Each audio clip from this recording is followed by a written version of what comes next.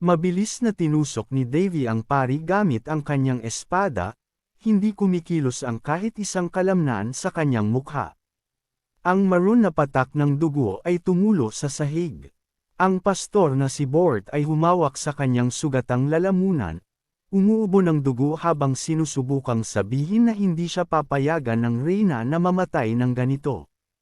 Tinitigan siya ni Davy na may pose ng isang bayani at si Amy, na nakatayo sa likod niya, ay tinitingnan ng kanyang tagapagligtas ng may paghanga. Ang batang lalaki ay tinatangkilik ang huling mga salita ng pari. Ang araw ay kumikinang sa labas ng bintana. Pagkatapos alisin ang ulo ng reyna sa isang iglap, ipinahayag ni Davy na darating ang panahon na si reyna ay magbabayad din sa kanyang ginawa. Isang galit na sigaw ang sumabog sa koridor, tinatawag si Davy na baliw. Ang lalaki ay binigyan ng sampal sa mukha.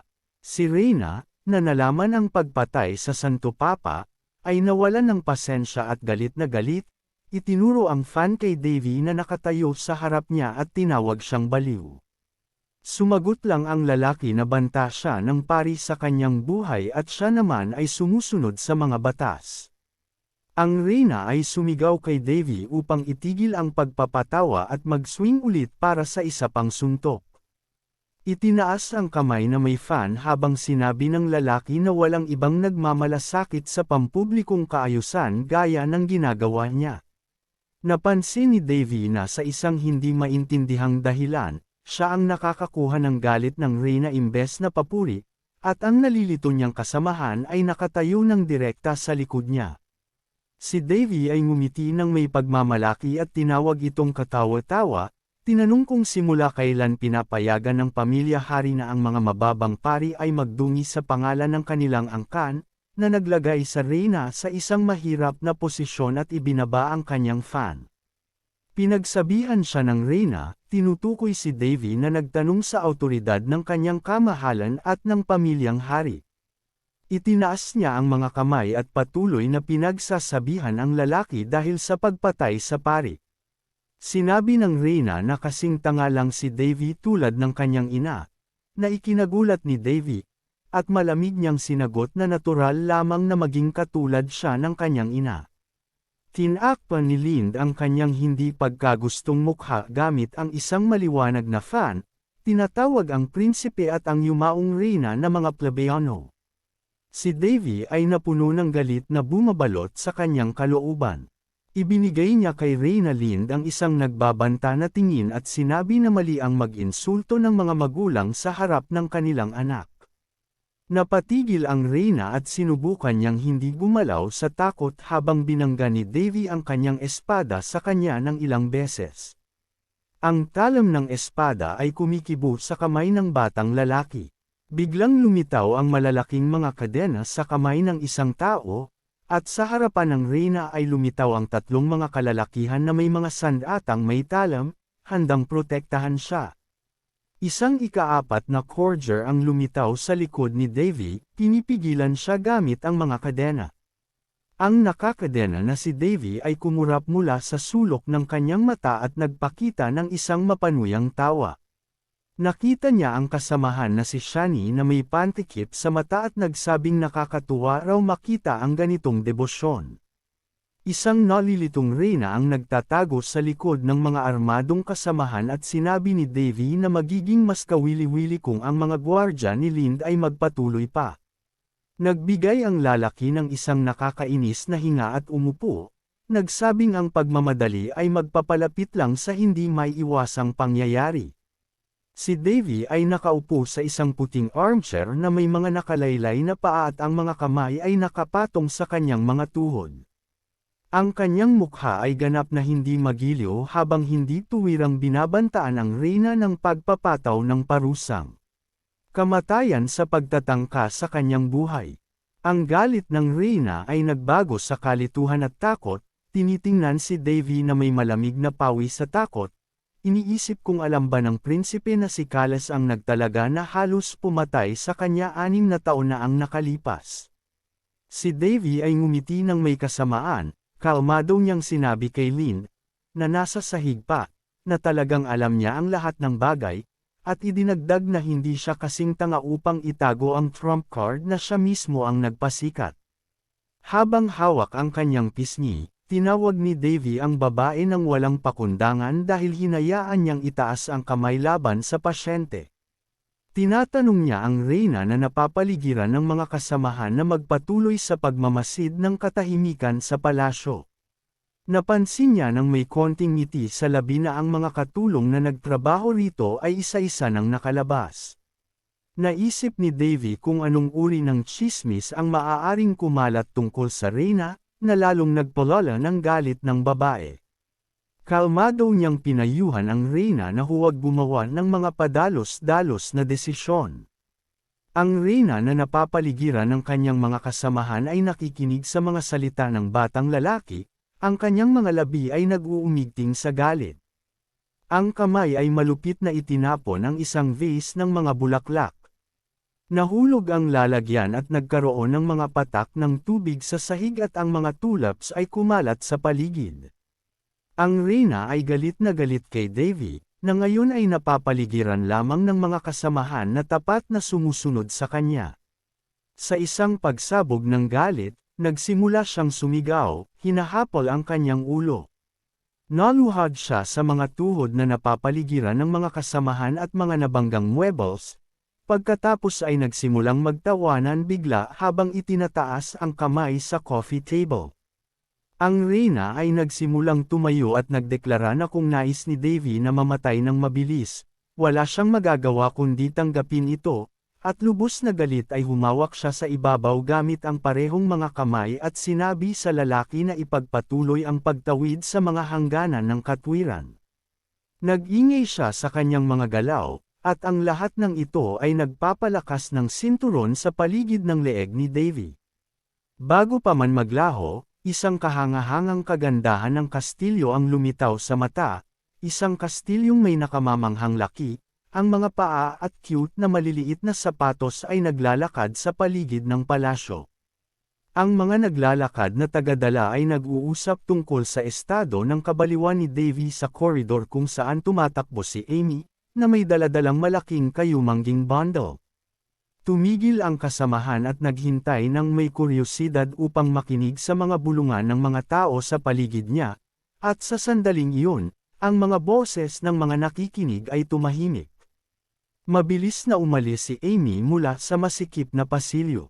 Hawak ang pahina, si Davy ay nakaupo sa isang silyang may salamin, ang isang kamay ay nakatukod sa isang maliit na puting mesa, nagbabasa ng libro ng matindi habang iniisip na nagsimula ng kumalat ang mga bali-balita ng kanyang kabaliwan sa buong kastilyo. Ang mga nag-uusap na tagadala sa mga koridor ay halos lahat ay nasa panig ng Reyna Lynn, at ang reputasyon ng unang prinsipe ay agad na bumagsak. Ang malalaking mata na kulay berde ay tumingin kay Davy, kumikislap sa kasiyahan.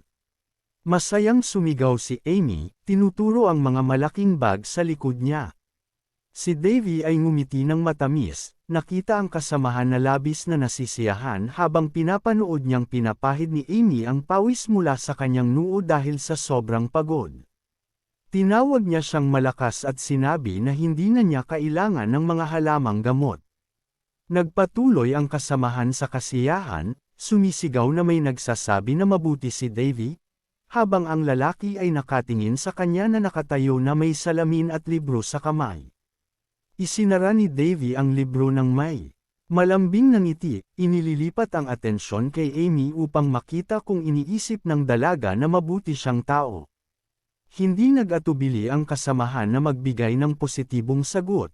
Ang mukha ay kumikislap sa saya habang sinusubukan ni Davy na maintindihan kung paano ang isang batang babae na nakakita ng isang pagpatay na isinagawa niya ay maaaring maging ganito kabait sa kanya. Si Amy ay nagkaroon ng mga tenga ng aso at isang lumiligong buntot. Ang dalaga ay ngumingiti ng labis, isinara ang mga mata. Ang isang pagtitipon ng mga magkasintahan sa gazebo ay naputol ng isang tao. Pinagbati ni Davy ang isang lalaking may puting buhok, may bigot at makapal na kilay. Ang isang kamay ay nakapatong sa kanyang sinturon, At sa likod niya sa hardin ay may ilang mga kabalyero at isang grupo ng mga tao. Ang punong Cumberland ay sumilip mula sa makapal na halaman na bumabalot sa kanyang mga mata, nagsasabing nakipagtipon siya ng lahat ng may kasalanan sa utos mismo ni Reyna Lynn. Ang mga katulong na tumakas mula sa kastilyo na may perang ninakaw mula sa kaba ng yaman ay lumuhod at ibinaba ang kanilang mga ulo bilang tanda ng kasalanan. Nakita ni Davy ang mga pamilyar na mukha sa kanila. Si Davy na may matalinong hitsura, na ibinibigay ng kanyang mga salamin, ay tumutok sa dating katulong at tinanong si Vessos kung ano ang parusa para sa pandarambong at pagtakas. Sumagot ang matandang lalaki na lahat ay nakadepende sa kagustuhan ng prinsipe, ngunit kadalasan, kahit ang mga kamag-anak ay pinapako ang ulo para sa ganitong mga krimen. Ang mga pakiusap para sa awa ay nagbigay ng isang bahid ng paghamak sa mukha ni Davy. Inaayos niya ang kanyang salamin gamit ang isang daliri at tinitingnan ang karamihan ng mga dating katulong. Sinabi ni Davy sa kanila na may kumakalat na bali-balita sa kastilyo na siya ay nahuhumaling sa pagdanak ng dugo. Ang impormasyong ito ay nagdulot ng takot sa lahat ng may kasalanan. Itinaas ni Davy ang isang daliri at nagsabi ng may konting ngiti ng kasiyahan na matutugunan niya ang bali-balita habang nakatayo siya ng seryoso at may magkakros na mga kamay sa harapan niya. Ang takot na karamihan ng mga tao ay nagtatangkang baguhin ang kanyang desisyon. Ang mga katulong ay sumisigaw, nagmamakaawa ng awa ng hindi inaasahan. Pinansin ni Davy si Vessos na nakatayo sa gilid at naglakad patungo sa gazebo. Ang prinsipe ay nagbigay ng utos na ikulong ang mga kriminal sa mga piitan at huwag silang bigyan ng patak ng tubig, sinabing handa na silang Isaac Dal sa pagkaparusa nang magdesisyon silang gawing layunin ang Royal Treasury. Hindi talaga gusto ni Davy na ang lahat ng ito ay alinsunod sa utos ng reyna, ngunit nagpasya siyang makipaglaro. Ngumiti siya ng malandi, idinagdag na ang lahat ng may kasalanan ay isasakdal sa loob ng 4 na araw. Ang karamihan ay sumisigaw para sa awa ni kanyang kamahalan. Sa isang marangyang kwarto, tinalakay ang pagpapapasok ng mga bagong tauhan, kung saan tinanong ni Davy si Vessos na i-promote si Amy bilang hepe ng mga katulong dahil sa mga paghihirap na naranasan niya. Ang mga salamin ay maayos na inilagay sa tabi ng libro. Ang pangunahing tauhan ay nagpasya na linawin kung posible ang isang pakikipanayam sa hari. Si Vessos, na nakakunot ang noo, ay hindi makasagot sa tanong dahil ipinapasa lamang niya ang mga utos. Ang mga salitang ito ay nakakalungkot para kay Davy, na nakaupo sa silya. Bago umalis, tinanong ni Vessos ang prinsipe na maghintay, na sinagot ni Davy nang, isasaalang-alang ko ang iyong mga salita. Si Vessos ay naglabas ng buntong hininga ng ginhawa at nagsimulang yumuko, naghahandang umalis ng kwarto. Pinatagal ni Davy ang kanyang pag-alis at binanggit na kumakain siya ng mabuti. Si Vessos ay medyo naguguluhan. Sinabi ng lalaki na sapat na ang mga gamot na iniinom niya at hindi na kailangan ang ibang tulong dahil nagbago na ng kaunti ang kanyang sitwasyon. Si Vessos ay ibinaba ang makapal na gray na kilay at tiningnan ang batang lalaki ng mapanuri, inilagay ang kamay sa kanyang baba at idineklara na hindi niya maintindihan, iniisip na may isang tao na nagdesisyon na gantimpalaan ang kabutihang loob ng prinsipe. Ang mga salitang binanggit ni Vessos, na nagmamadali siyang umalis dahil may bisita si Davy, ay nagdulot ng kaunting pagkabahala kay Davy. Pinutol siya mula sa pagbabasa. Ang daliri ng prinsipe ay umiikot ng spiral ng asul na enerhiya ng mahika, tiningnan niya ang kanyang kamay at nabagot habang iniisip si Vessos. Ang matandang lalaki ay ang pinuno ng mga katulong ng Royal Palace na naglilingkod sa hari. Madalas makita ni Davy si Vessos noong siya ay bata pa. Hindi kailanman naisip ng pangunahing tauhan na may ibang tao sa palasyo bukod kay Amy na maaaring nasa kanyang panig. Inilagay ni Davy ang kamay sa kanyang mukha, nag-iisip at iniikot ang isang agos ng mana sa pagitan ng kanyang mga daliri. Naalala niya kung ano ang sinabi ng matanda tungkol sa mga bisita, at sa sandaling iyon, bumukas ng bahagya ang pinto. Isang pulang buhok na may mga pigtail ang tumutok mula sa daanan at tinanong si Davy na nakatitig na parang hindi makapaniwala. Tumugon siya, at ipinakilala ni Jaime ang ika-4 na prinsipe at pangalawang prinsesa bilang mga bisita. Ang mga pinto ay bumukas ng malakas, tinamaan ang mga kamay ng katulong na umaabot kay Davy, na nakaupo sa isang silya na may hawak na libro. Ang libro kasama ng mga salamin ay lumipad sa gilid, at ang prinsesang may berdeng buhok na si Winry ay lumitaw sa harap ng lalaki, puno ng sigla, tinamaan siya at nahulog sa sahig. Ang nanginginig na kamay ni Davy ay umabot paitaas habang nakatingin ang prinsesa sa kanyang kapatid na hindi makapaniwala at nakahiga siya ng nakadapa. Tumigil sa paggalaw si Davy, kaya't nag-alala sina Winry at Amy. Tumakbo ang mga dalaga patungo sa pangunahing tauhan, ngunit sa puntong iyon, ang pangalawang prinsesa ay inangat mula sa batok, parang kutit na sinabihan na hindi kailangang magmadali ng ganon kabilis. Nahuli si Davy ng matangkad na prinsipe na may berdeng buhok na si Varys, na siyang kambal na kapatid ni Winry na bagong. Pasok. Tumingin siya kay Davy ng may ngiti, sinasabing miss na niya ito. Ang kasalukuyang hari na si Cryan Alron ay may dalawang ibang asawa bukod kay Lynn, si Baretta. Ang pangalan ng unang kabit ay si Anisha at ang pangalawa ay si Elas, habang ang pangalawang kabit ay isang tagasunod ng kasalukuyang reyna. Ang una ay nananatiling neutral at malayo, dahilan kung bakit siya naging isang outcast para sa parehong mga babae. Ang kambal na mga anak nila Winry at Bars ay kapatid na kalahating babae at kalahating lalaki ng unang prinsipe na si Davy. Nakatayo siya ng awkward sa gitna ng kwarto at humingi ng paumanhin sa pangunahing tauhan habang hawak-hawak ang nakakainis na kapatid na babae sa kwelyo sa ere. Ang mukha ni Prinsesa Winry ay nagpapakita ng hindi pagkakasiyahan sa kasalukuyang kalagayan. Si Barrios ay humarap kay Davy, tinitingnan siya ng may paghanga sa pamamagitan ng kanyang salamin. Si Winry naman ay agresibong sumusubok tumakas sa pagkakahawak ng kambal na kapatid nang sumigaw siya tungkol sa ginagawa ng babae. Tumagilid lamang si Winry at nagmura, humarap sa sahig, pilit pinapanatili ang balanse. Tinulungan niya ang sarili na hindi matamba, mga kamay nakalapad, habang binabatikos si Varys sa kanyang sigaw. Habang nangyayari ito, nagsimula mag-away ang kambal ng sobrang lakas na napuno ng matinding mga kidlat ang kwarto.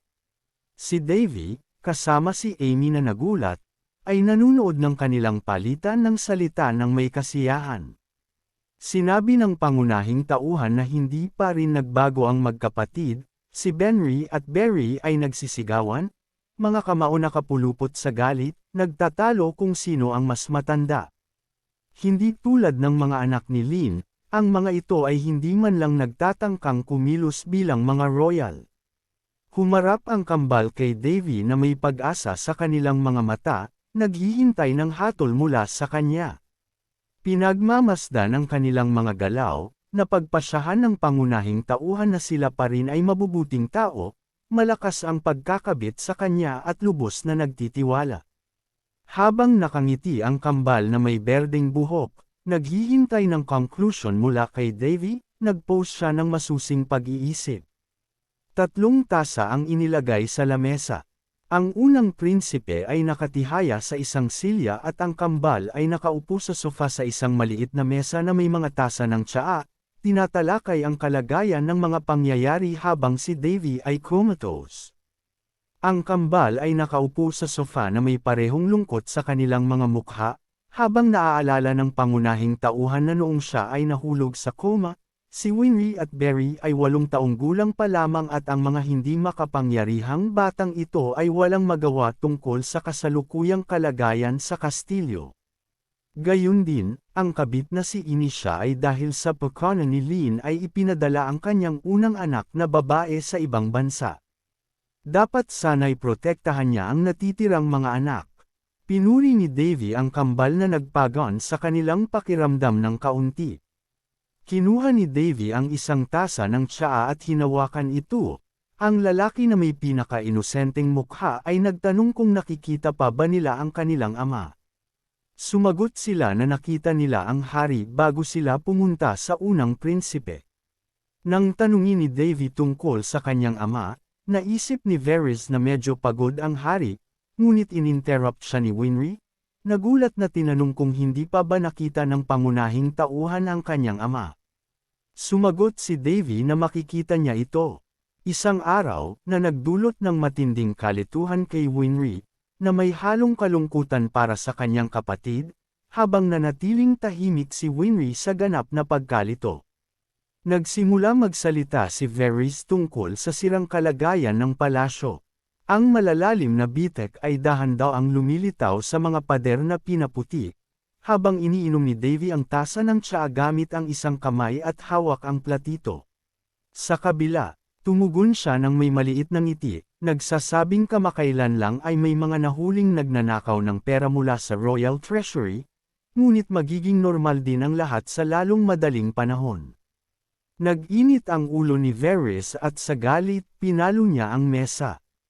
Hindi niya kayang pigilan ang malalakas na emosyon kapag iniisip ang tungkol sa pandarambong, at nanginginig ang kanyang kamay sa mesa sa tensyon. Ang kambal ay napuno ng uhaw para sa hindi pagkakapantay-pantay, agad nilang nais na agawin ang sitwasyon, ngunit si Davy, na itinataas ang tasa sa kanyang bibig, ay tahimik na nagtanong na huwag makialam ng hindi kinakailangan. Si Bors, sa kabilang banda, ay hindi kayang tanggapin ito at sinubukang magtangkang labanan ang kalooban ni Davy ng marahas, ngunit agad na nawala ang kanyang galit, na nag-iwan ng ekspresyon ng pagkagalit sa kanyang mukha habang may malambot na ngiti sa labi ni Davy at hawak ang tasa ng tsaa. Tahimik na si Davy at pinapakalma ang sarili, sinisiguro niyang kaya niyang malutas ang mga problema ng mag-isa.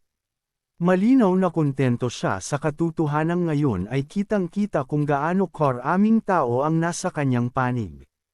Matapos kalmeyan ang sigasig ng kambal, binago ni Davy ang usapan patungkol sa talento ni Winry sa mahika. Ang magkapatid na may berdeng buhok ay muling nagsimula ng verbal na alitan habang tinatalakay ang pag-aalis ng isang grupo ng mga gangster. Nanatiling nakaupo si Davy sa silya bilang isang tagamasid na medyo litong-lito. Ang pangunahing tauhan ay naakit sa parirala tungkol sa mga kompetisyon sa pangangabayo at dito huminto ang kambal sa kanilang pagtatalo, halos magsimula ng mag-away. Sinimulan nilang ihagis ang mga tasa sa tanong, habang patuloy na naghihintay si Davy ng kwento na may tuwid na mukha, nang biglaang tumigil ang palitan at linus-asan ni Varys ang kanyang lalamunan, itinaas ang kamao sa kanyang bibig. Iniipon ang kanyang mga iniisip at ibinigay kay Davy ang isang nakasil na sobra. Pinag-aralan ni Davy ang nilalaman ng liham, nalaman na ang mga kompetisyon sa pangangabayo ay ginaganap tuwing 6 na taon upang mapanatili ang pagkakasunduan sa kontinente. Nakasulat din sa liham na ang kompetisyon ngayong taon ay gaganapin sa prinsipalidad ng Feli. Pagkatapos pag-aralan ang impormasyon, napagpasyahan ni Davy na ang mga kalahok sa kompetisyon ay iba-iba. Itinaas niya ang mata mula sa liham at tumingin kay Varys, na tinatawag siya. Ang ika-4 na prinsipe ay seryosong nagtanong sa pangunahing tauhan na huwag palampasin ang pagkakataong ito, lalo na't nagpadala na siya ng kahilingan sa hari. Si Winry, na ang mga mata ay malaki sa saya at ang bibig ay bukas, ay pina-encourage ng ideya ng kanyang kambal na kapatid, itinutulak siya pabalik at sinasabing sumama si Davy sa kanila. Naalala ni Davy na ang prinsipalidad ng Feli ay napakaganda dahil isang lungsod ng tubig. Habang ang magkapatid ay nagsusumikap na hikayatin si Davy na makilahok, iniabot ni Davy ang kamay na may liham. Ngunit ang kambal ay walang kamalay-malay dito, muling nagagalit sa isa't isa. Nang biglaang umubo si Davy, tumingin silang pareho sa kanya. Sa pagkamangha, pumayag siya sa mungkahi ni Winry at Varys, ipinapakita ang kanyang pagiging simple na labis ikinatuwa ng kanyang mga kamag-anak. Itinaas ng kambal ang kanilang mga kamay sa kasiyahan, inihagis ang kanilang mga tasa at platito, at nilate sila ni Davy dahil dito. Pinagmamasdan niya ng may kasiyahan ang tunay na kaligayahan ni Winry at Varys, na pagtanto kung gaano kaunti lang ang kailangan ng dalawa upang maging masaya. Patuloy na nakatayo si Davy sa isang lugar, iniisip ang mga salita ni Varys dahil totoo nga na hindi pa niya lubos na nararanasan ang paglabas ng palasyo. Pinagmamasdan niya ang refleksyon ng mga ulap na dumadaan ng mahinahon sa kalangitan. Kinuha ng lalaki ang isang sobra at itinaas ito sa kanyang mukha, na may malapad na ngiti, sabik sa nalalapit na kompetisyon na maaaring maging napaka-interesante. Sa labas ng bintana, ang asul na kalangitan ay tumatawag, ang mga aksyon ay inililipat sa silid ng hari. Ang isang teapot ay nagbubuhos ng inumin sa tasa ng tsaa na may mga disenyo at mga hiyas. Ang itim na silid na may mga gintong elemento ay mukhang napakalukso. Sa isang bilog na mesa, may dalawang tasa, isa sa mga ito ay puno na ng tsaa. Isang kamay ang naglalagay ng teapot sa mesa. Pinag-uusapan ni Vipos at ang hari kung gaano nakalaki ang pinagbago ng anak niyang si Davy. Naalala ng matandang lalaki ang huling pagkikita nila ng unang prinsipe, tinatawag itong matalino at malamig, na naging medyo adulto. Habang tapat na naghihintay si Vipos ng bagong utos mula sa hari, ang lalaki ay umaabot sa kanyang tasa at tinanong ang matandang lalaki kung nakikilala ba niya ang mature na si Davy. Mula sa mga bintana, makikita ang hari na may hawak na tasa ng tsaa, nakaupo sa mesa, nakasuot ng asul na balabal na may pulang mantle na nakahagis sa kanyang balikat. Ang dating matapang na hari ay medyo mapotla, at ang kanyang mukha ay may bakas ng pagod. Sa isang estant sa ilalim ng mga aklat, may isang gintong globo, isang kahon, at isang portrait na nasa isang inukit na frame. Ang portrait ay nagpapakita ng isang magandang batang babae na nakasuot ng asul na damit at pinalamutian ng mga perlas at mga bulaklak, at may mag-agarang madilim na kulot na buhok. Masayang pinagmamasdan ni Davy ang portrait, at napag-isip-isip na ngayon ay perpekto na ang lahat. Tumingin siya sa paligid ng silid ng may kasiyahan, iniisip na kung konti na lang, ang kanyang palasyo ay maaaring maging isang bahay na may multo, dahil sa masigasig na trabaho ng punong tagapaglingkod na si Vipos. Pinalitan ang mga dating mga tagapaglingkod ng mga bago, at ang palasyo ay naibalik sa tamang itsura. Ang silid ni Davy ay kumikislap ngayon. Masayang sumigaw si Amy, nakaluhod ang mga kamay sa kanyang mukha, at nakatingin ng diretso habang magkasama ang mga kamay na parang nagdadasal, at natutuwa na sa wakas ay dumating na ang araw na ito. Si Davy naman ay nakatayo sa tabi niya, naguguluhan at may malungkot na ngiti. Sinisikap na intindihin kung bakit ang kasambahay ay ganoon kasaya sa nalalapit na paglalakbay ng prinsipe, na nagtataka kung tinratong masama siya ng kasambahay. Si Davy ay naputol sa pamamagitan ng isang tanong kung handa na ba siya, na sinagot ng pangunahing tauhan sa affirmative. Halos eksaktong 9:00 sa orasan, tinanong kung nakolekta na ba ni Amy ang lahat. Hiniling ng lalaki na dalhin ang kasambahay ng isang bote ng alak, na tinitingnan siya ng babae ng naguguluhan. Binuksan ang mga pinto ng silid ni Davy, at ang prinsipe kasama si Amy at ang kambal na sina Winry at Varys ay nagsimula sa kanilang paglalakbay patungong prinsipalidad ng Feli. Sa flagpole, isang canvas ang Royal Coat of Arms ay dumadaloy sa ilalim ng kalangitan, ang confetti ay lumilipad sa buong paligid. Ang mga fencing competition, ang mga mata at tenga ng buong mundo ay nakatutok sa kaganapang ito. Kailangan talagang makilahok ni Bors, at sa ilalim ng palusot na kailangan niyang magpagaling ng kanyang kalusugan, pumunta si Davy doon. Ang mga kalahok at manunood ay puno sa kastilyo at ang asul na confetti ay lumilipad sa hangin. Kahit na hindi nakapasok sa kompetisyon ang unang prinsipe, kung nanalo si Bars, tiyak na maguguluhan ang posisyon ng walang kalatoy-latoy na ito. Pinayagan ng Reyna Lind na makilahok si Vars dahil sigurado siyang matatalo ito. Tinitingnan siya ni Davy mula sa kabilang panig at tinataasan ang mga braso, binabalaan siya kung may balak itong masama. Naririnig ang mga yapak ng mga paa, ang hari ay papunta upang salubungin ang mga tao, kasama ang kanyang tapat na tagapaglingkod na si Vipos. Ang lahat ng naruroon ay papuri sa hari na nakasuot ng kanyang karaniwang pulang balabal na pinalamutian ng gintong dekorasyon at sinturon. Huminto si Davy nang makita ang kanyang ama, at habang tinutulungan ni Vipos ang hari na ayusin ang kanyang damit, napag-isipan ng pangunahing tauhan na iniiwasan siya ng kanyang ama sa loob ng 6 na buwan mula nang magising siya. Itinaas ng hari ang kamay sa langit at inutusan si Vars na itaas ang kanyang ulo, mukhang pagod at may sakit. Tinatanong ng hari kung tiwala ba ang ika-4 na prinsipe sa kanyang mga kakayahan.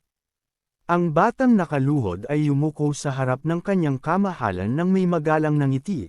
Nangako siyang mananalo at magbibigay ng kaluwalhatian sa kanyang kaharian. Ipinatong ng hari ang kamay sa balikat ni Barrice, binabasbasan ang kanyang anak na makabalik ng ligtas. Tumingin si Cryan sa mga tao sa paligid at nakita si Davy, nagpakita ng gulat na ekspresyon sa kanyang mukha. Nakatayo si Davy sa tabi ng kasambahay na si Amy, mukhang walang emosyon. Tinitingnan niya ang kanyang ama nang hindi iniiwasan ang kanyang tingin, pagkatapos ay tumingin sa lalaki habang siya ay umalis, may bahid ng kalungkutan sa mukha.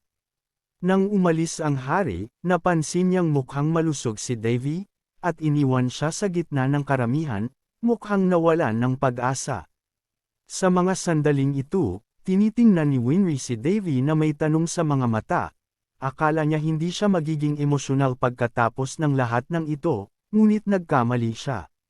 Isang courtier na nakasuot ng pulang damit ang nagpapuri kay Vars sa harap ng buong karamihan mula sa podium, at ang hari ay nakaupo direkta sa likod niya sa trono. Marami nang nagbago kay Cryans, hindi na siya ang masaya at magarang monarkiya.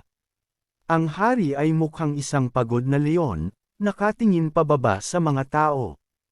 Ang isang hanay ng mga puno ay umaabot sa kahabaan ng kalsada. Si Davy ay naglalagay ng kamay sa kanyang pisngi nang may pag-iisip habang tinitingnan ang tanawin mula sa bintana ng karwahe.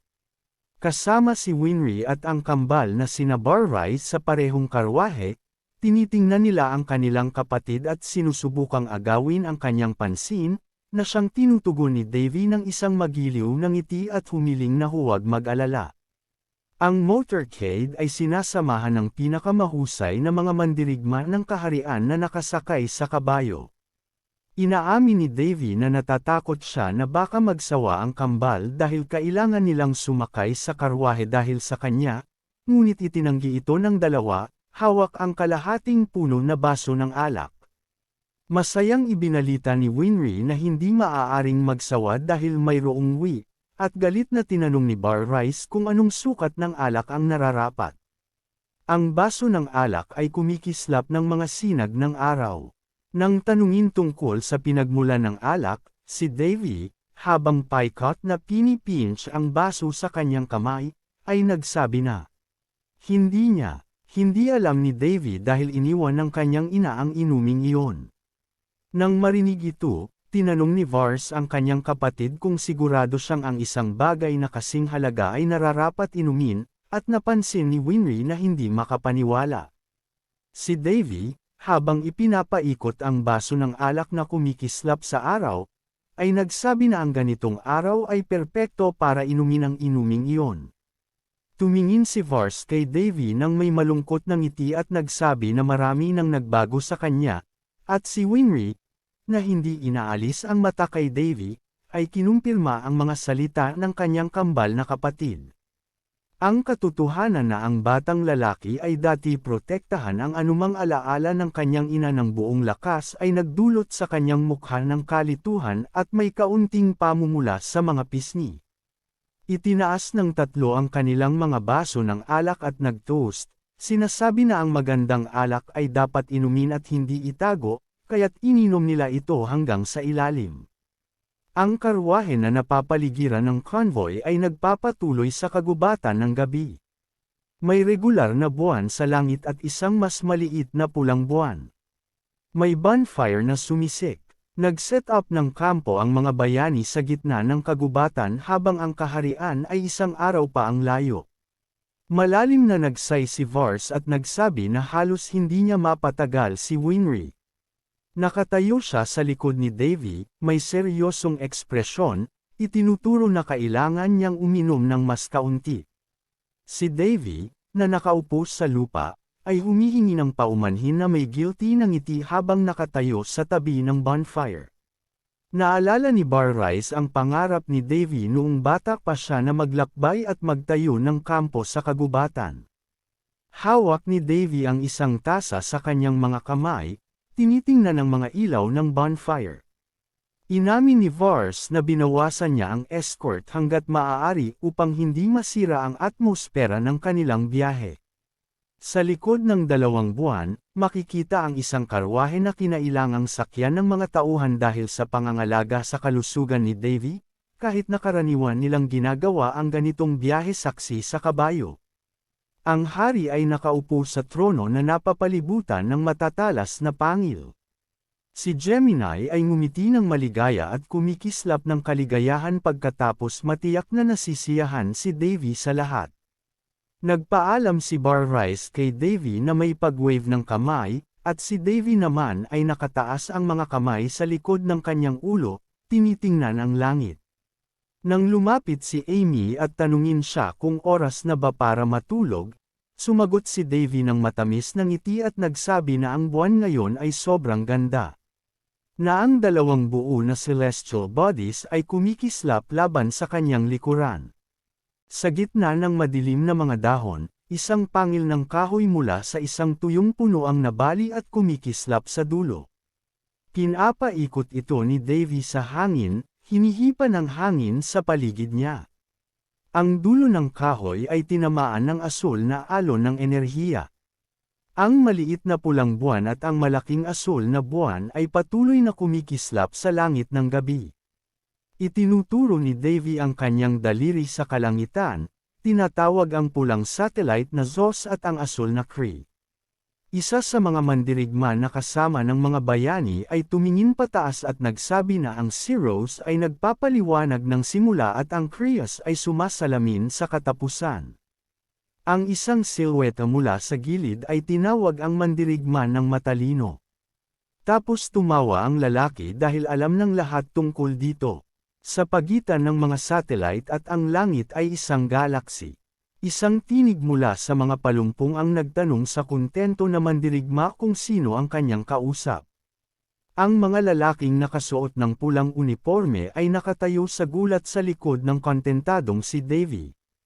Na may ngiti ng pilyo sa mga labi habang ang mga mandirigma ay nagsimulang mag-isip tungkol sa multo. Habang ang masayang bayani ay nagtago sa mga palumpong pagkatapos gamitin ang illusion magic, naglakad si Davy. Habang binabaybay ni Davy ang mga puno, may hawak na stick at iniisip ang lakas ng mga gwardya, nabasag ang dulo ng stick ni Chris at napagtanto ng pangunahing tauhan na ang lakas ng 5 mandirigma ay sapat na hanggang mangyari ang isang seryosong sakuna. Tumingin si Davy sa pagitan ng mga daliri ng kanyang kamay, napansin ang mga madilim na anino sa kagubatan. Nakaupo siya sa isang puno at napansin ang organisadong pag-atake ng 20 mercenary na parang mga ninja. Gumagalaw sila sa kagubatan na nakasuot ng mga madilim na damit at nakatago ang mga mukha. Agad na malinaw na ito ay gawa ng mapaghiganting Reyna Lind na naghahanda ng tamang pagkakataon upang maalis ang kinamumuhian niyang si Davy, pati na rin si Winry at Barrice. Isang talam ang dumaan sa mga dahon at gamit lamang ang stick, sinalakay ni Davy ang mga miyembro ng royal family ng mercenaries na may banta sa buhay. Habang may ngiti sa labi, hinugot niya ang kanyang armas sa likod ng kanyang ulo, handang umatake. Ang stick ay kumikislap ng asul na enerhiya at sa isang sabayang pag-atake, pinabagsak ni Davy ang lahat ng kalaban sa pamamagitan ng pagputol sa kanilang mga katawan kasama na ang mga sanga sa paligid, laban sa madilim na mga silweta ng mga puno. Makikita ang mga pira-pirasong sanga sa paligid. Bumangon si Davy mula sa lupa, stick na hawak sa kamay, habang ang pangalawang batch ng mga mercenary ay pumapalibot sa kanya. Habang mahigpit na hawak ang stick, naaalala ni Davy ang mga salita ng kanyang guro, ang Devildon, na nagsabi na anumang bagay ay maaaring maging isang sandata. Iniswing ni Davy ang stick at nag-iiwan ng mga pattern ng magic sa hangin. Itinutok ng lalaki ang daloy ng lakas ng magic, ipinapadala ito sa tamang direksyon. Matalim niyang tinitigan ang mga taunang mercenary, iniisip na wala sila sa kalibre ni Herish na nagturo sa kanya kung paano pumatay. Habang isa sa mga mandirigma ay napaluhod matapos tamaan, si Davy ay nakapalibot mula sa likod at nakatayo ng kalmado, tinatawag ang laban bilang isang malungkot na laban. Ibinato ang isang braso sa kanyang balikat, ngumiti ng may yabang si Davy habang tinutuklasan ang natitirang mga mercenary. Tinanong ng Fawn ang mga mandirigma na naghahanda ng atake kung ipinadala ba sila ng Reyna Lynn. Pagkatapos ng tanong, napansin ni Davy na hindi man lang kumilos ang mga mercenary. Iniswing ni Davy ang kanyang stick na nag-iwan ng magical streak sa hangin. Nagmadali siya pumasok sa gitna ng mga mandirigma, at natagpuan ang sarili sa likod ng isa sa mga ninja. Napagtanto ni Davy na ang sagot sa kanyang tanong ay hindi magbabago anuman, at habang tinitingnan ang mercenary, nagtaka lamang siya kung ano ang nais makamit ng Reyna sa pamamagitan ng mga ito. Hindi maintindihan ni Davy kung bakit may ganong tiwala si Lens na makakalusot siya sa plano. Isang batang aliping babae mula sa palasyo ang nakatayo sa isang silid na puno ng nagliliyab na mga pulang kandila. Matinding mga talsak ng dugo ang pumapailan lang laban sa likod ng malamlam na gabi. Matapos pabagsakin ang halos lahat ng tao, nakita ni Davy ang ilang buhay at natatakot na mercenary. Inutusan niya ang mga ito na iparating sa kanilang kliyente ang nangyayari. Isa sa mga ninja ay tumingin ng matigas kay Davy. Ang mga mandirigma ay nagmamadaling umatake habang si Davy ay dahan-dahang lumalapit sa kanila, hawak ang stick na nakasabit sa kanyang balikat. Ngunit saglit siyang tumigil, isang ngiting predatoryo ang lumabas sa kanyang mukha. Habang lumilipad ang stick sa hangin, inihanda ni Davy ang pag-atake, at nakikita ng takot na mercenary ang maliwanag na daloy ng liwanag. Sa pag-atake, ang buong espasyo ay napuno ng maliwanag na mga linya ng magic at kidlat, na hindi binibigyan ng pagkakataon ang mga kaaway. Isa sa mga katawan ay nakahiga malapit sa paa ni Davy, at masaya siyang nakatayo, natutuwa sa kinalabasan. Habang sumisigaw ang ninja na ang pasensya ang susi sa lihim na pagpatay at naririnig ang tanong kung ano ang ibig sabihin ng lihim na pagpatay mula sa lupa, ibinaba ni Davy ang huling suntok, sinasabi na ito ang klaseng pagpatay na hindi malalaman ng sinuman. Matapos patayin ang ninja, umiwas si Davy na may kasamang kasiyahan. Dalawang mercenary ang sumugod sa kanya, may hawak na mga talam, at habang umaatake, isang ikatlong mercenary ang sumusubok tumakas. Napansin ni Davy ang isang ninja na nagmamadali papunta sa kagubatan. Malakas siyang sumugod gamit ang daloy ng magic, tinamaan ang dalawang kalaban sabay. Hindi lumingon sa mga walang buhay na katawan, napagtanto ni Davy na hindi na nila kailangan ang stick. Sunod, ini-extend ng lalaki ang kanyang hintuturo, kaya't tinutok niya ito, inihahanda ang sarili upang neutralisahin ang nagtakang sundalo. Ang itsura ng tumakas na sundalo ay eksaktong nasa gitna, kaya't pinindot ni Davy ang mga daliri at isang kuryenteng elektrikal ang dumaloy sa katawan ng mercenary, nagpapalabas ng mga alon ng kuryente. Ang ulap sa kagubatan ay nagtatago ng isang patay na katawan na pinapalibutan ng isang daloy ng magical energy. Si Davy ay malamig ang dugo at hindi nararamdaman ang awa sa mga nagtatangkang pumatay sa kanya. Inilagay niya ang kanyang boot sa isang sanga at itinaas ang mga kamay sa likod ng kanyang ulo. Lumakad si Davy palayo, iniisip na perpekto ang pagpatay at sa background ay makikita ang mga katawan at mga nagkalat na armas. Si Reyna Lynn ay nakaupo na nakatalikod sa berde niyang silya, tinanong kung paano ang nangyari. Matapos ang isang saglit ng katahimikan, nagsimula si She, na nakapiring, na magulat sa babae tungkol sa mga nangyari. Ang mga kandila na pumuno sa sahig ng silid ay nakakabit sa mga puso ng mga aliping maids at bawat isa sa kanila ay namatay, nag-iiwan ng mahina at malabong usok sa hangin. Nang tanungin ni Lynn habang nakaupo sa isang maliit na round table kung lahat ba ay naalis na, sumagot si She ng oo at kinuha ang kanyang tasa ng tsaa.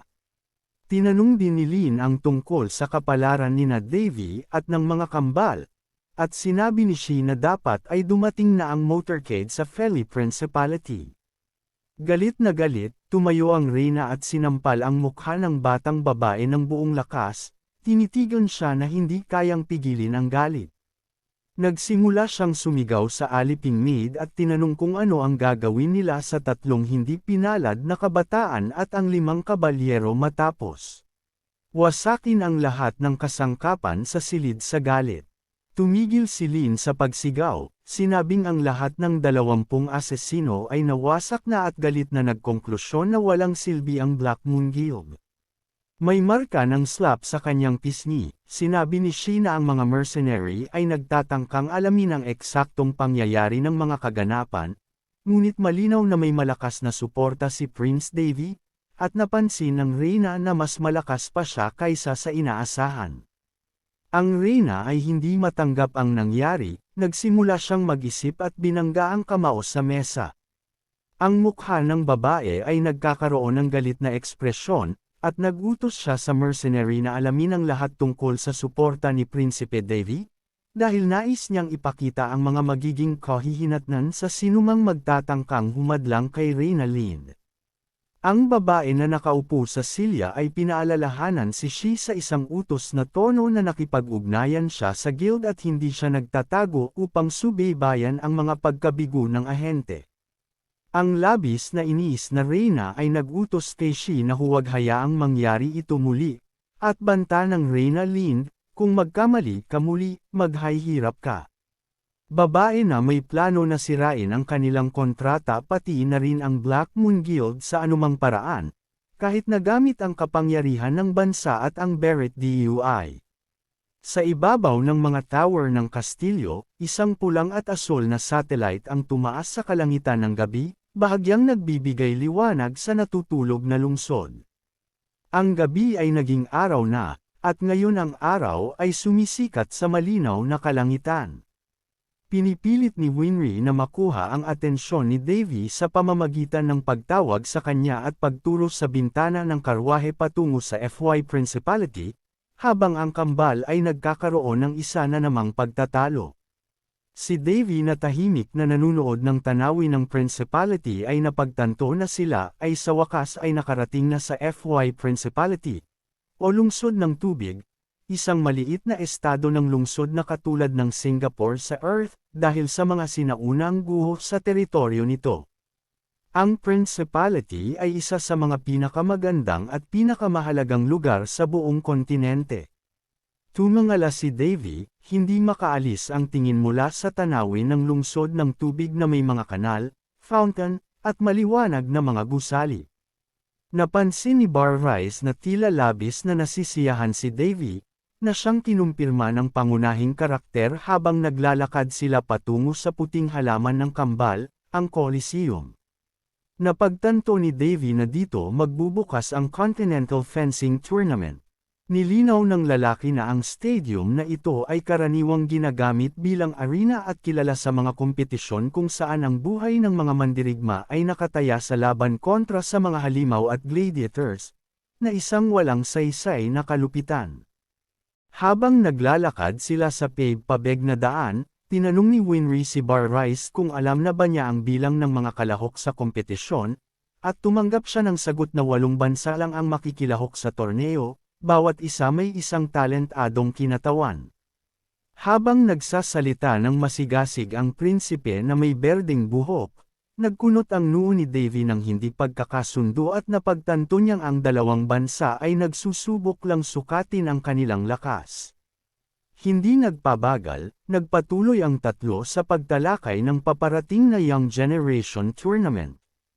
Tumigil si Winry at tinuro ang kanyang kambal na kapatid. Tinutukoy ng may pang-iinsulto na ang kanilang run ay nirepresenta ng isang hanggal, na ikinainiis ni Bar Rice. Sinabi ng babae na pumunta siya sa lungsod ng tubig hindi para suportahan ang kanyang kapatid kundi para makipagkita kay Davy, ang unang prinsipe. Sa oras na ito, mukhang labis na nasisiyahan si Davy sa kakayahan ni Bar Rice na nasa kalagitnaan ng eksperto at nasa pinakamababang antas ng Swordmaster, na isang hindi kapanipaniwala na antas para sa kanyang edad. Si Winry ay nag-isip ng mabuti habang inaalala na ang Palan Empire ay representa ng sikat na prinsesa ng espada, na labis na nagtakang si Davy. Labis na nagulat ang babae na hindi alam ng kanyang mga kapatid ang tungkol sa natatanging taong ito dahil sigurado siyang walang tao sa buong kaharian na hindi narinig ang tungkol sa kanya. Dahil dito, hindi makapaniwala si Davy, tila may mga bagong sikat na tao na lumitaw habang siya ay comatose sa loob ng 6 na taon. Si Elena Dealan ay ang nag-iisang prinsesa sa mga anak ng emperador, at ang pinakamalaking pagmamataas nito. Itinuro ni Bar Rice na ang dahilan kung bakit sikat si Ilan ay hindi lang dahil ang Palan ay isang dakilang imperyo at siya ang nag-iisang prinsesa nito. Kundi dahil ang pinakamalaking katanyagan ng prinsesa ay siya ang may-ari ng divine. Ang espada na nagdulot kay Davy ng pagkahulog sa isang uri ng pagkabighani. Maalalahanin na ipinaliwanag ng prinsesa sa naguguluhang kapatid na lalaki na ito ang paboritong espada ng sinaunang bayani, ang espada ng Diyos ng Espada, ang Divine Sword Calderes. Naalala ni Davy kung gaano katagal na mula nang marinig niya ang pangalan ng Macintab na hawakan ng espadang ito na may maputlang bato. Naalala ng pangunahing karakter na ang Diyos ng Espada na si Herse ang unang guro niya sa espadahan, na bagamat tamad, ay may mataas na antas ng kasanayan dahil ginugol niya ang buong buhay niya sa paggamit ng bola. Palaging ikinukwento ito ng guro kaya't nakakainis na minsan. Ayon sa kwento, natalo ng espadang ito ang Demon King. 3 nagtakip na mga figure ang naglalakad pataas sa hagdang bato, at hindi tulad ni Devil Mastodon, si Herse ay mula rito kaya't natural na may mga alaala siya dito. Habang naglalakad si Davy kasama ang braso ng kanyang kapatid, napansin niyang nagsisimula siyang makaramdam ng hindi komportable at isang batang babae na may hood at mahabang raincoat ang dumaan sa kanilang harapan. Ang estranghero ay lumingon sa lalaking nakangiti. Nang tanungin ang blonde na babae kung anong nangyari, hindi siya nagmamadaling sumagot, hinawakan niya ang gintong kwintas na may espada at saka nagsalita, na nagsasabing ayos lang. Ayon sa kwento, kahit pagkatapos ng 1,000 taon, ang talam ng Divine Sword ay buo pa rin. Ayon sa mga chismis, ang espada raw ay kayang magbuo ng ego kaya't nakabuo ito ng magic ng mag-isa. Ang ego ay ang espiritu ng espada na nakakulong sa sandata dahil sa pagkakabit ng espadachin at ang kanyang kaluluwa. Ngayon, ang tatlo ay nakaupo sa isang set na lamesa, nagdidiwang at pinag-uusapan ang koneksyon ng Divine Sword sa prinsesa ng Ying. Ipinagpag ni Bar Rice ang kanyang mga kamay bilang lock at seryosong sinabi na, may isa pang dahilan kung bakit sikat ang Imperial Princess, na ikinagulat ng pangunahing karakter. Ibinaba ni Barrice ang kanyang salamin at tumitig kay Davy. Tuluyang nagbago ang mukha ni Barrice at nagsimulang ilarawan ng may espesyal na kasiyahan ang kamangha-manghang kagandahan ng babae na itinuturing na isa sa mga unang kagandahan ng kontinente, na nagpilit kay Davy na makinig ng mabuti at magpalakpak ng kamay. Habang inaayos ni Davy ang kanyang marangyang kurbata ng may kasuklaman, tinanong niya si Amy kung may mas simpleng mga damit. Hindi niya talaga gusto ang stripe na ribbon sa kanyang leeg. Samantalang ang kasambahay na may luha sa kanyang mga mata ay tiniyak sa kanya na ang kasuotan ay medyo simple, lalo na't ang prinsipe ay pupunta sa isang pagtanggap sa unang pagkakataon. Pinaalalahanan ni Amy si Davy na siya ang mukha ng kaharian, na ang sagot ng lalaki sa kanyang isipan ay siya ay isang tagamasid lamang. Ang fencing tournament ay isang pagtitipon ng mga umuusbong na bituin mula sa lahat ng mga bansa, ngunit bukod sa labanan ng espada, sobrang dami ng mga patakaran ang nilikha para sa mga magiging pinuno. Kumikinang ang mga makukulay na ilaw sa kalangitan ng gabi.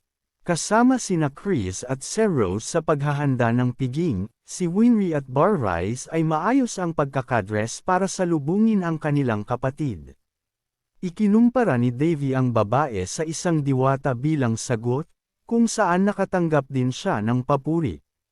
Tinanong ng nagngingit-ngit na lalaki na may berdeng buhok na huwag masyadong purihin ang kanyang kapatid.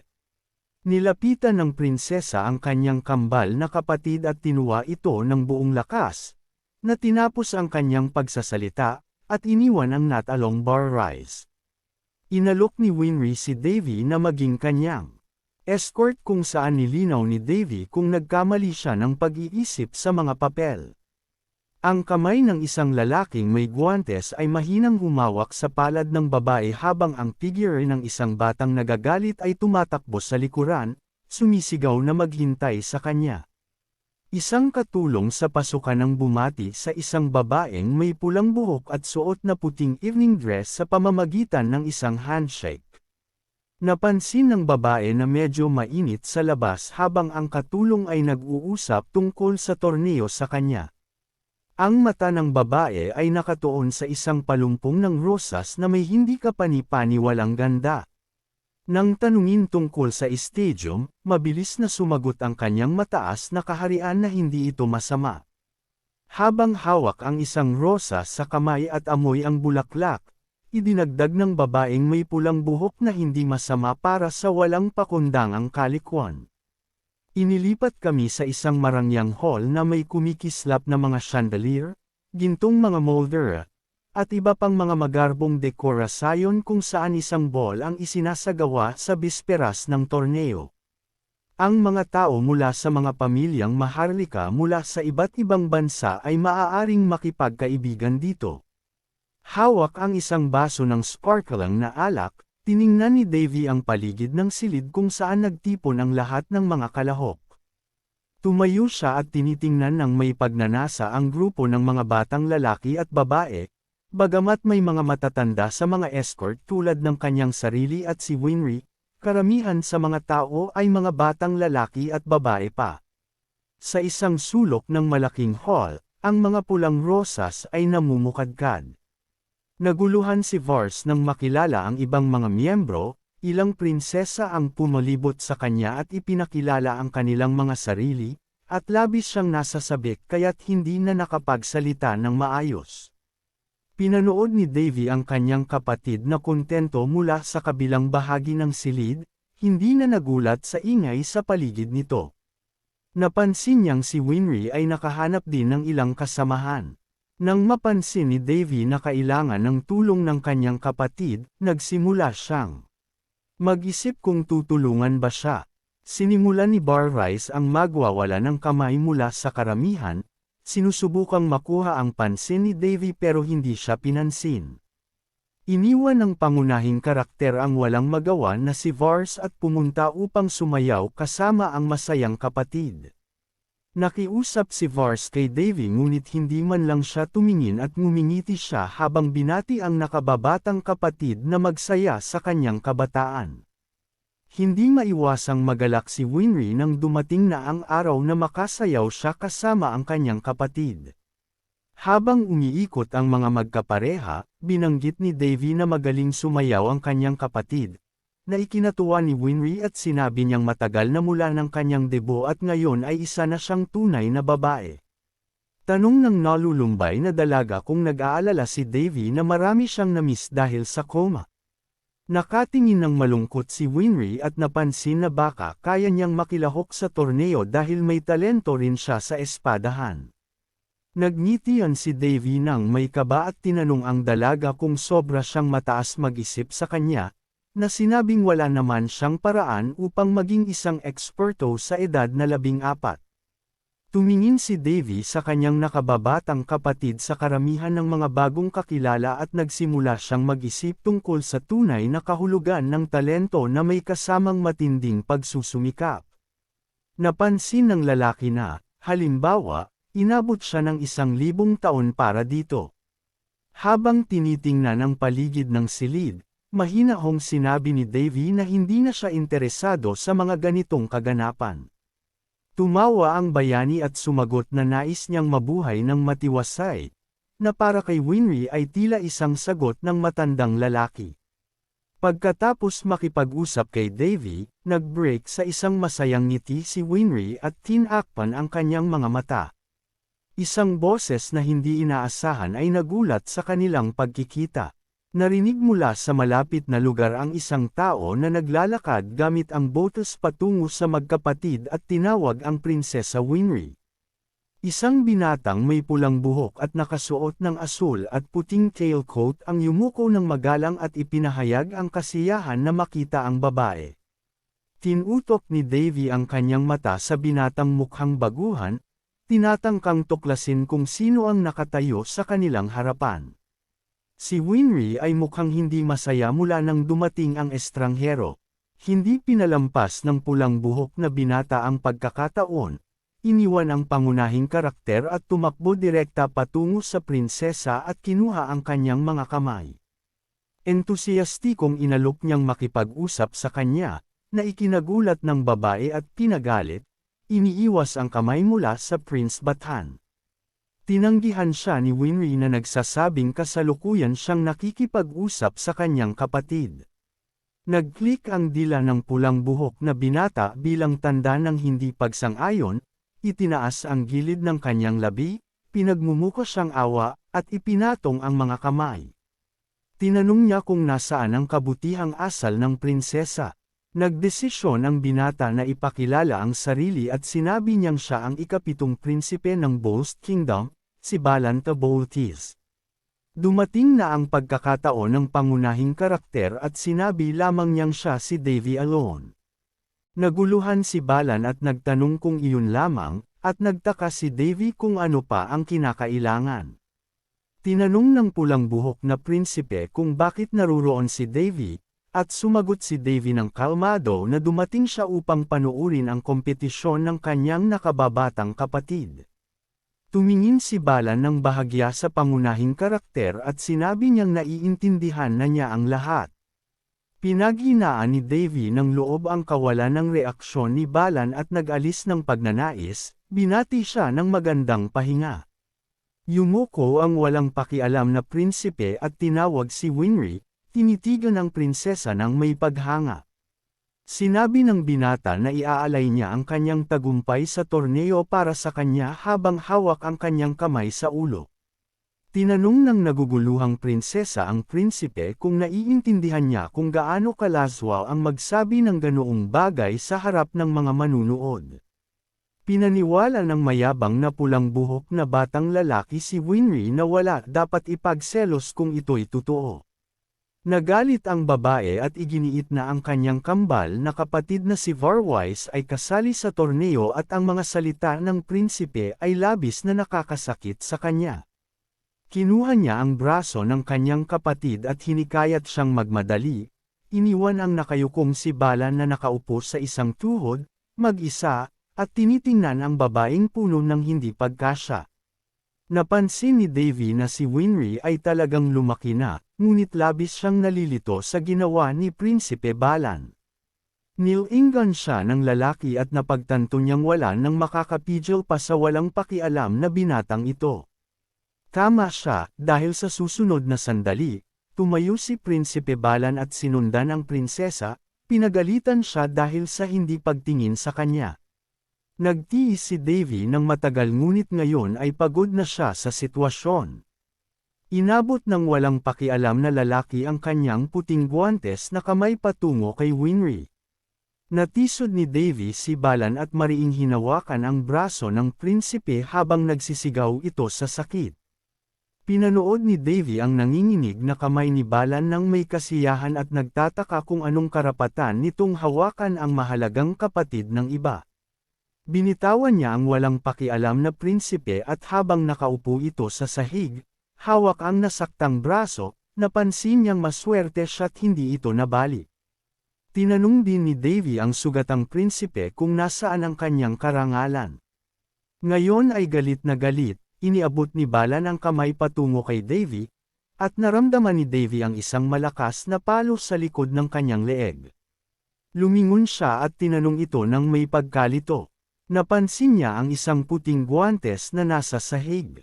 Sumigaw si Prinsipe Balan ng galit at sinabi na hinahamon niya ang pangunahing karakter sa isang duelo, na nagbigay pansin sa lahat ng tao sa paligid. Nakialam si Winry sa sitwasyon at tinanong ang walang pakialam na prinsipe kung anong karapatan niyang gawin iyon, na sinagot siya ng prinsipe na huwag makialam, hawak ang nasirang braso. Ang pulang buhok na binata ay matalim na nagsalita sa pamamagitan ng ngipin, sinasabing ito ay isang bagay na may kinalaman sa kanyang karangalan bilang isang lalaki. Isang babae ang lumapit upang ayusin ang alitan, sinabi niyang hindi nararapat ang pag-uugali ni Bathan. Ang pulang buhok na babae na nakasuot ng marangyang puting damit ay tinitingnan si Prinsipe Bathan gamit ang kanyang mga mata na kulay amber. Nagulat ang prinsipe nang tanungin siya ng babae kung ang kanyang pag-uugali ay talagang nangangahulugang mayroon siyang karapatang magsalita tungkol sa karangalan. Tumigil si Davy, nahirapan at nakilala ang babae bilang mentor ni Harris, si Sword God Horus. Si Sword God Horus ay isang sinaunang bayani na ipinanganak sa Palan Empire, isa sa 3 makapangyarihang estado ng kontinente. Siya ang unang may-ari ng Divine Sword Calderes at lumikha ng estilo ng 2 kamay na espada na may kahanga-hangang kapangyarihan ng pagkawasak. Tinawag na Sword God ang bayani dahil ang suntok ng kanyang estilo ay maaaring maging alon ng dagat sa isang sandali at isang hindi matitinag na bato sa susunod, na talagang kamangha-mangha para sa isang matandang espada. Bumalik sa katotohanan ang bayani at patuloy na kinikilala ang pulang buhok na babae sa harap niya. Ang babae ay si Prinsesa Elena ng Palan Empire. Bumulong si Davy at tinanong kung siya ang paborito ng emperador.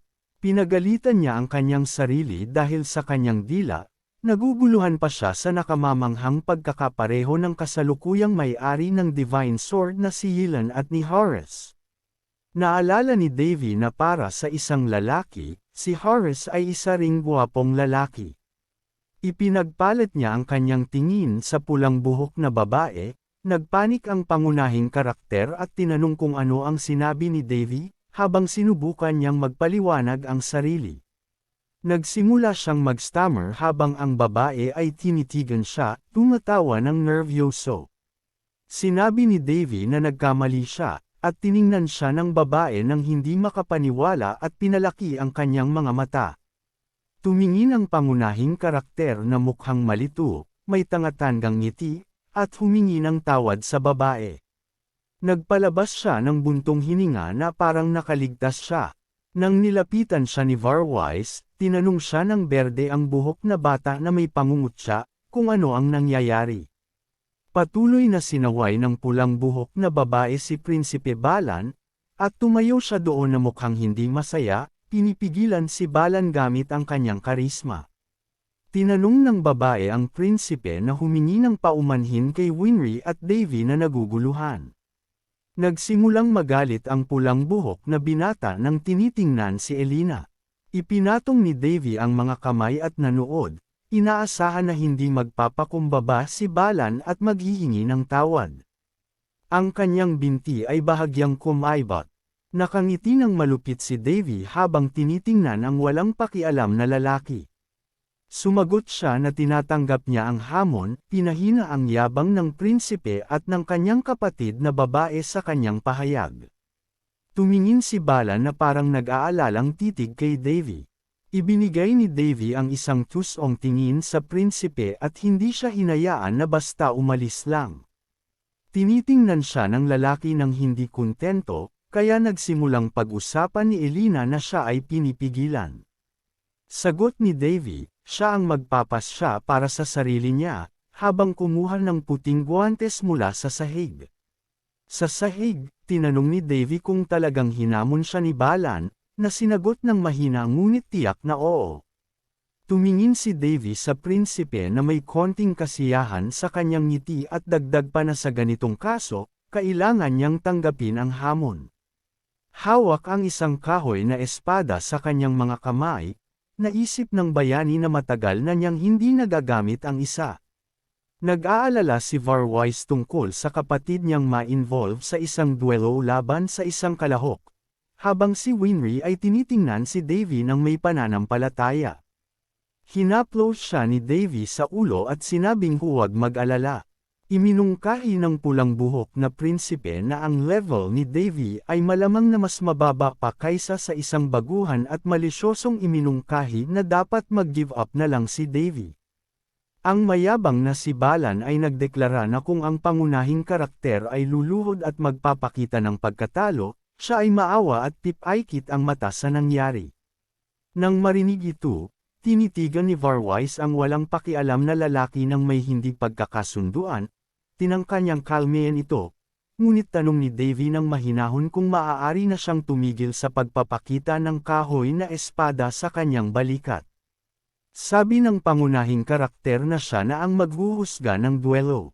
Tiningnan siya ni Elina ng tahimik, hindi na nakikialam at may malisyosong ngiti. Nangako si Bala na luluhod siya at magpapatawad sa publiko kung matatalo siya. Sinabi ni Devi na sapat na iyon upang hindi magsisi ang prinsipe sa kanyang mga salita. Ang mga lalaking may kahoy na espada sa kanilang mga kamay ay nagtinginan sa isa't isa, naghihintay na magsimula ang duelo. Tumingin si Devi pabalik sa kanyang mga kapatid, nag-iisip kung saan magsisimula. Ayaw niyang ipakita ang kanyang tunay na lakas sa publiko, nais niyang makita bilang isang mahina na prinsipe na kamakailan lang nagising mula sa koma. Nais niyang pag-isipan kung anong gagawin, ngunit si Devi ay nakatayo sa isang paa na parang nakayakap ang espada, kaya't tumawa si Balan. Tanong ng kalaban kung natakot ba si Devi, habang ini-extend ang mga kamay, ipinaliwanag ng pulang buhok na binata na binigyan niya ng pagkakataon ang bagong dating na umatake muna, ngunit hindi ito gumalaw. Sumigaw siya ng impatience at sinabihan si Devi na huwag mag-aksaya ng oras at umatake na. Sa wakas, naalala ng pangunahing karakter ang isang magandang trick. Tumalon si Devi, nagmamakaawa sa kalaban na huwag magbigay, at pagkatapos ay bumagsak sa sahig at tumakbo patungo sa walang pakialam na lalaki. Hindi inasahan ni Bathan ang bilis na ito at malapit na si Devi. Ang mga mata ni Devi ay kumikislap, inangat ang espada at malakas na tinamaan ang harap ng naguguluhang prinsipe. Nahulog ang kahoy na armas mula sa mga kamay ng binata, tinitingnan si Devi ng may paghamak. Tinawag ni Bathan siyang tanga. Nang mga sandaling iyon, tinampaw si Balan sa mukha. Ang espada ay lumipad palayo habang sumisigaw si Bathan sa sakit. Sinabi ni Devi na slip lang ang kanyang braso. Ang espada ay lumilipad sa hangin, at sa susunod na sandali, si Bathan ay nakahiga sa pulang carpet at ang kanyang armas ay bumagsak sa tabi niya. Si Devi na hawak ang ulo ay tiningnan siya na may pandidirang ngiti, sinabing hindi man lang iwasan ng prinsipe ang pagkatalo.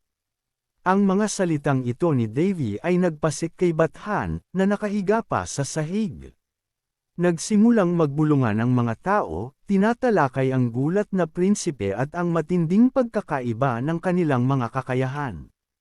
Ipinakita ni Balan ang mga pangil sa galit, ayaw magmukhang kaiya-hiya sa mata ng mga tao. Pinulot niya ang espada at sumigaw kay Davy na tatapusin siya. Isang bahagyang ngisi ang lumabas sa mukha ng pangunahing karakter at sinabi na ang prinsipe na may ganitong madaling hulaan na estilo ay hindi kailanman matatalo ang kanyang pag-iimprovisa. Ang mga kahoy na espada ay matinding nagbanggaan, gumagalaw ng mabilis na nag-iiwan ng puting guhit sa hangin. Ang bawat suntok ay walang awa, sumunod ang isa pang malupit na hampas. Ipinakita ni Balan ang mga pangil sa galit, nilalabanan ang isa pang atake mula sa kalaban. Si Davy, na may hindi kapani-paniwalang lakas, ay pinapanood ang prinsipe. Napansin ni Balan kung gaano kakulang ang kanyang tindig at kung paano magulo ang pagkakapamahagi ng lakas at ang interval sa pagitan ng mga hampas. Ang mga espada ay muling nag-cross, at pinagtulungan ni Balan ang espada ni Davy. Iniisip na hindi siya pwedeng matalo ng isang tao tulad ni Davy. Ngunit ang ekspresyon ng pulang buhok na binata ay puno ng takot at tensyon. Makikita sa mga amber na mata ni Balan ang kanyang takot.